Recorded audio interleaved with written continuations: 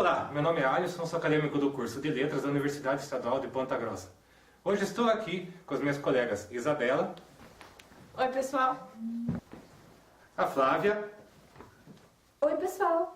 Nesse encontro nós vamos falar sobre relatórios de pesquisa. Para começar, vamos ver o que nos diz o professor André Gazola sobre o tema em seu site lendo.org.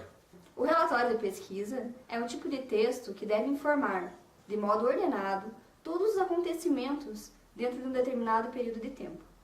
Ou seja, digamos que seu professor pediu para que você observasse a metodologia de ensino utilizada em uma escola durante um determinado período de tempo.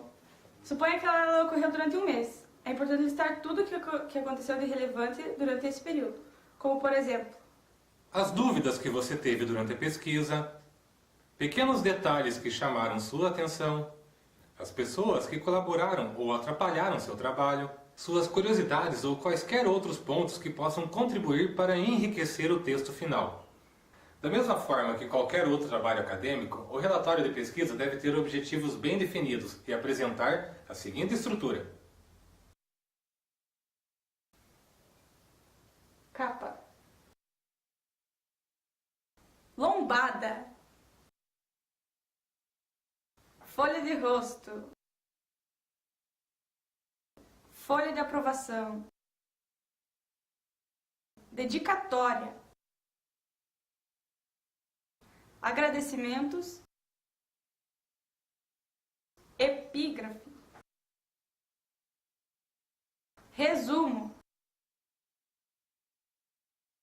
Esse item deve conter a indicação do assunto, dos objetivos, da metodologia da pesquisa e dos resultados alcançados. Deve ser redigido em um único parágrafo, de 150 a 500 palavras. Palavras-chave,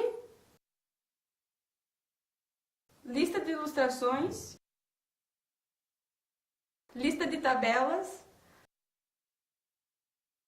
lista de abreviações e siglas, sumário. Agora que já analisamos os elementos pré-textuais, vamos dar sequência no trabalho analisando os elementos textuais do relatório. Introdução. Corresponde a uma apresentação geral do trabalho. Fornece uma visão global do assunto tratado e de seu contexto. Define de forma clara e concisa o tema ou problema que foi objeto da pesquisa. Após definir o tema, o autor precisa, na introdução, apresentar os argumentos que justificaram a pesquisa, citando-se a importância do estudo, seu significado e relevância social, pesquisas já realizadas anteriormente sobre o tema, resultados ou benefícios que se esperava obter com a pesquisa. Na introdução, também é descrito o tema geral e o objetivo da pesquisa. Objetivos. Geral. Refere-se ao propósito do trabalho, ao resultado final que o autor quer alcançar. Específicos. Detalham ou especificam etapas ou ações que possibilitarão alcançar o objetivo geral do trabalho. Vejamos um exemplo.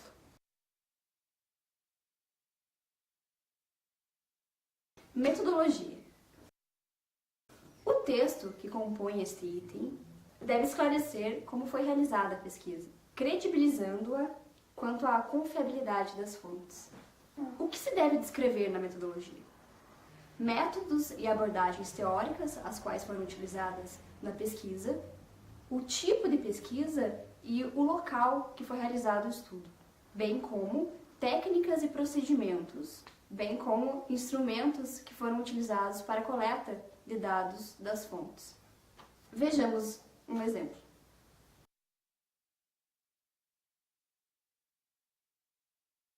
Fundamentação teórica. Aqui, o autor deve apresentar as principais ideias, conceitos ou argumentos dos autores nos quais se baseou para realizar a sua pesquisa. Alerta! Deve-se sempre dar preferência a fontes bibliográficas de primeira mão, evitando-se a referência ou citação de segunda mão. O famoso APUD. Esta só é admitida quando a obra citada é rara, ou apenas disponível em língua de difícil acesso. Japonês. Resultado de pesquisa. Nesse tópico, o autor apresenta, analisa, discute ou interpreta os dados obtidos, tanto os quantitativos como os qualitativos. A apresentação dos resultados deve corresponder aos objetivos da pesquisa. Se algum desses objetivos foi ou não atingido, o autor deve apontar os motivos ou problemas que impediram seu alcance. Considerações finais. Nesse item, se faz uma exposição clara e ordenada das deduções, tiradas nos resultados da pesquisa. Essas conclusões, elas devem refletir as relações entre os fatos e os elementos teóricos utilizados.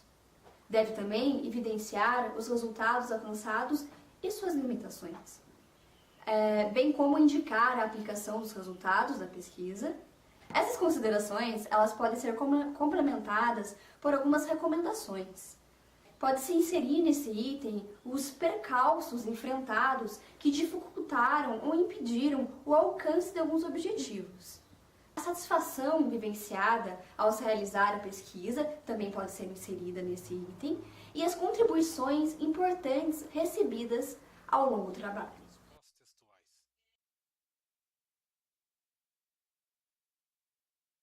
Então, nós temos as referências, está aqui um exemplo com vocês. O glossário, pode acompanhar aqui na telinha. E os apêndices. Não é aquele apêndice que você está pensando, é um outro tipo de apêndice, né? Aqui você pode acompanhar um exemplo disso que nós estamos falando.